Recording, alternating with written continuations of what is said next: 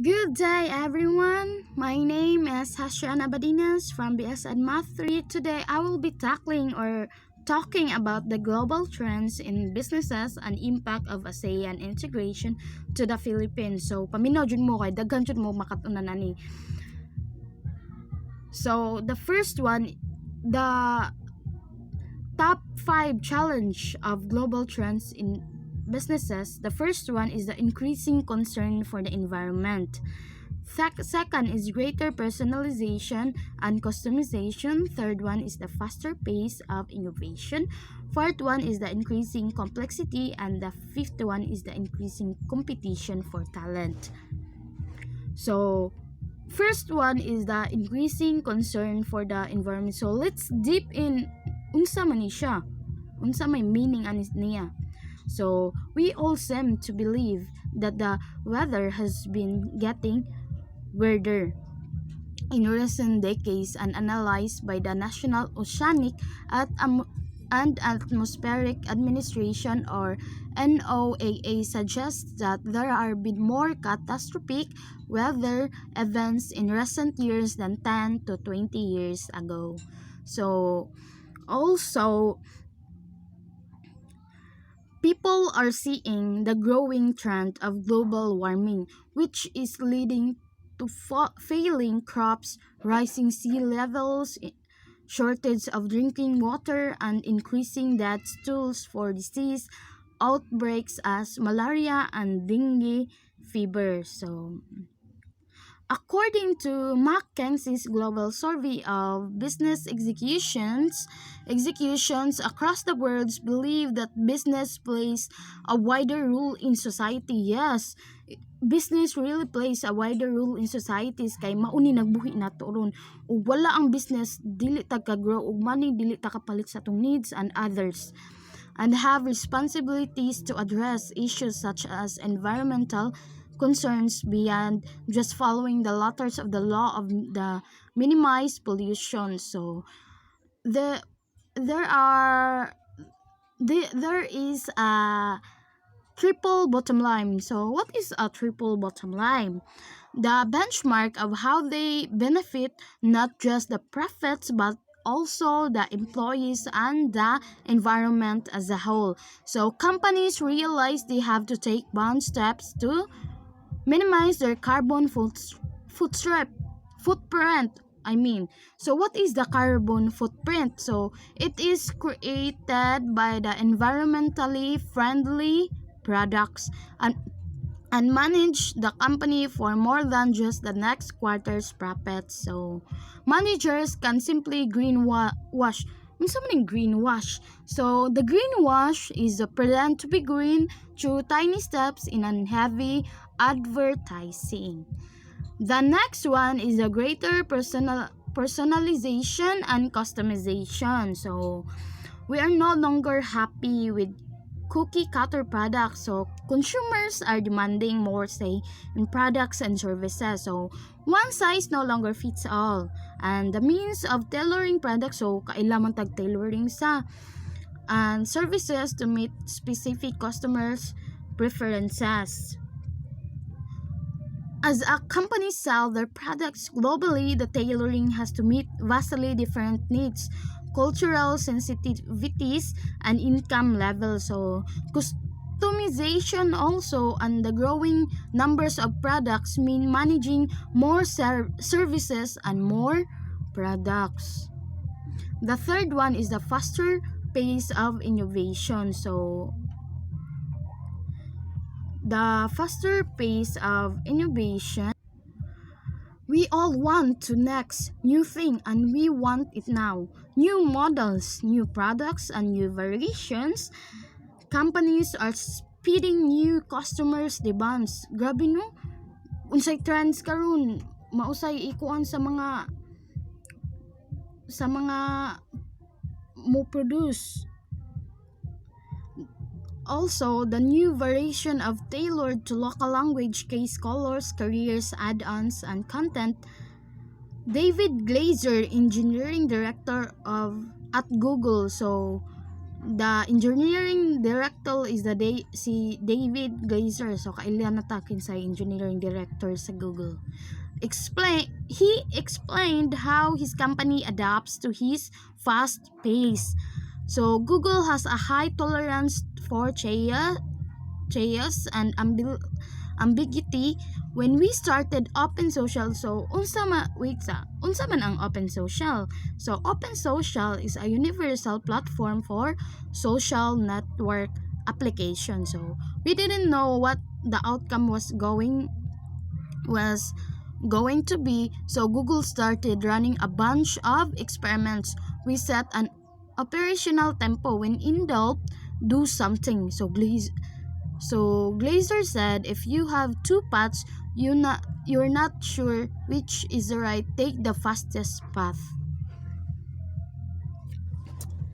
And the next one is the increasing complexity. So let's deep in what is really the increasing complexity. So nowadays kuan ba tong world kanang complex or lisod.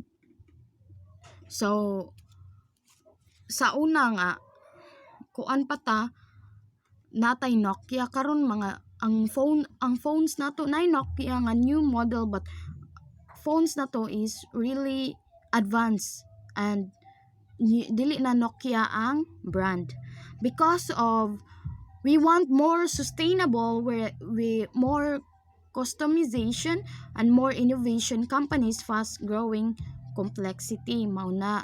So Nokia 50 to 60 new phone models a year all have 300 and 400 components, some of which contains millions or hundred of millions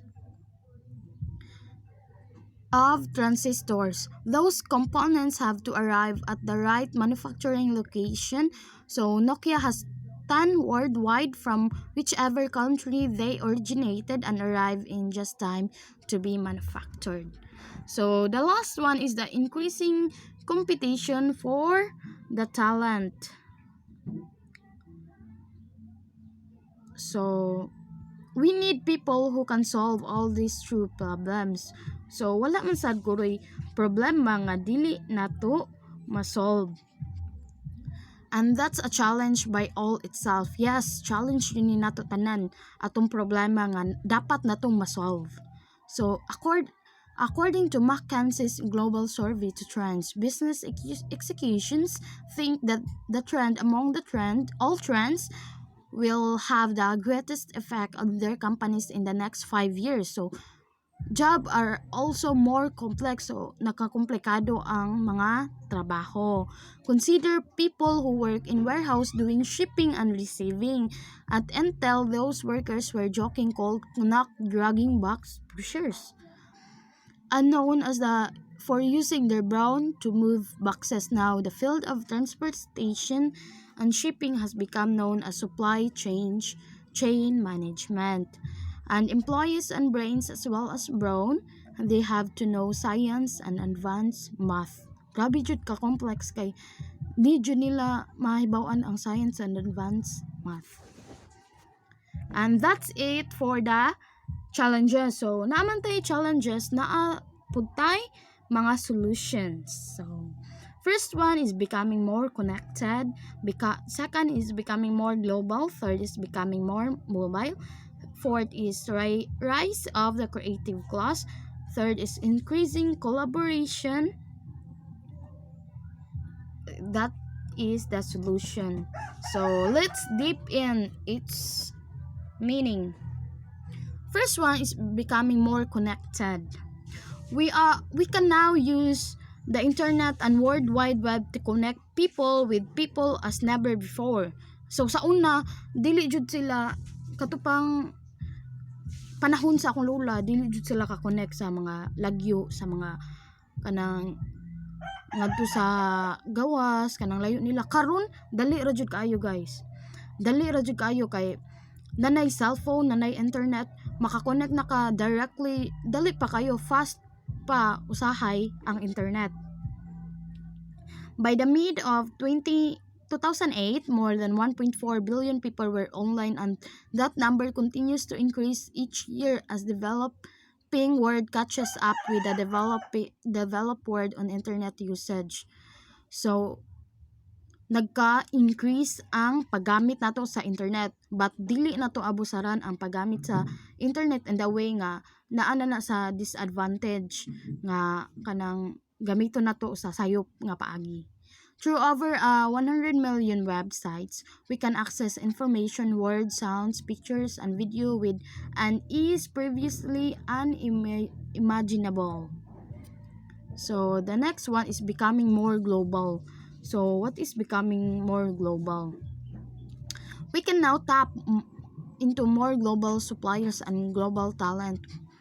Whatever problems a manager faces, someone in the world probably has the innovative products, the knowledge, or the talent to address the problem, and the internet gives managers the tools to help problems find solutions. So, customers find suppliers and innovators find markets. So, like kita, natay problema, di ta kay sa answer. So, search dayon ta sa Google. So, every problem has a solution. The third one is becoming more mobile. We can now reach employees, suppliers, and customers wherever they are. Yes! Bisan pa kana sa Shopee, bisan Manila na sila mo-order ta, maabot yun na through shipping, magbayad ta. And we can communicate to them nga about the information of the product, nga nindot ba siya. Yes. By the end of 2008, 60% of the world's population, 4 billion people, were using mobile phones. Daghan jud kayo nagamit sa mobile phones because it's really important. Unlike internet use, mobile phone adaptation continues to grow. Yes, every day, internet usage continues to grow. The penetration of mobile phone is changing the way we do business because people are more connected and able to share more information. Two-way real-time dialogue and collaboration are available to people anytime, anywhere. The next one is the rise of creative class. So, open source. Anyone can contribute ideas and insights. We have ubiquitous opportunities for creativity that are nurturing a new creative class. For example, my News, a popular newspaper, is written by 60,000 contributing citizen reporters. It has become one of the South Korea's most influential news sources with more than 750,000 unique users a day. The demand for workers and ability for workers to work from anywhere may lead to a freelance economy. Workers are become free agent working temporarily on the one project, moving to another when the project is done. The next one is the increasing collaboration, the last one. So the solution trends combines to foster a rise in collaboration across the space and time. We can now bring more people together to solve more problems more quickly, to design new products quickly and make sure they meet customers' needs. So dapat jud unsay trending karon mao sa na ang design, kay if dili na mao ang design nga inyong buhaton, so dili jud na siya mahalin. So companies are now looking beyond their four walls for innovation. For example, Google, identifies itself as an organization that believes in open, decentralized innovation. So, I have a question. What is the impact of ASEAN in globalization? So, the establishment of ASEAN, or the Association of Southeast Asia Nations, as one of the most highly integrated regional organizations, is the reflection of the process of globalization. This high integration is characterized by international cooperation in economic, social, and political policies. So let's move on. Move on na ta. Let's move on to impact of ASEAN integration in the Philippines. So, these are the positive ones or the advantages of ASEAN integration in the Philippines. So first one is the easier and cheaper travel option for everyone. So of course, it only makes sense that ASEAN wants to provide easier travel services for their service providers. However, even citizens can enjoy the benefit of improved air, sea, and land travel. Also, thanks to ASEAN because naay ubang country nga free na ang visa like the Cambodia, Indonesia, and the Malaysia. Free na ilang visa. The next one is the cheaper goods and services. So, other than better travel options, ASEAN also gives nations within the region to do more trade for goods and services. So, tax on imported goods is lowered or even eliminated. Wow. So, in return, could lead to lower cost of living and a greater purchase to power for us. The third one is the more and better jobs.